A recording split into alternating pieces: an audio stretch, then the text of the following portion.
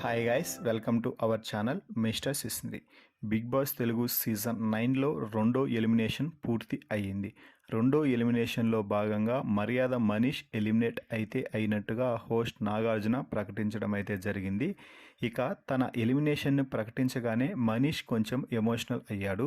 ఆ తర్వాత అందరికీ సెండ్ ఆఫ్ ఇచ్చేసి నాగార్జున వద్దకైతే అంటే బిగ్ బాస్ స్టేజ్ మీదకైతే చేరుకున్నాడు. అక్కడ నాగార్జున గారితో మాట్లాడి తన జర్నీ వీడియో చూసుకుంటూ కొంచెం ఎమోషనల్ అవ్వడం అయితే జరిగింది.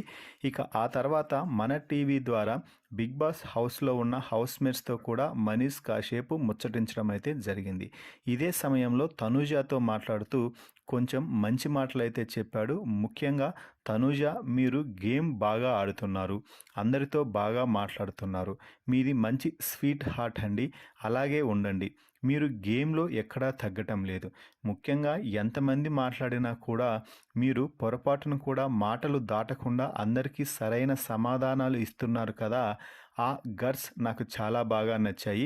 ఒక కంటెస్టెంట్గా ఉన్నప్పుడు నేను మిమ్మల్ని ఎలాగైనా అపోజ్ చేస్తాను, కానీ నేను ఇక్కడికి వచ్చాను కాబట్టి నా సపోర్ట్ మీకే ఉంటుంది. ఖచ్చితంగా మీరు ఈ సీజన్ విన్నర్గా నిలవాలని నేను కోరుకుంటున్నాను అంటూ తనూజాకి చాలా గొప్ప సలహాలు, విలువైన సూచనలు అయితే ఇచ్చాడు మర్యాద మనీష్.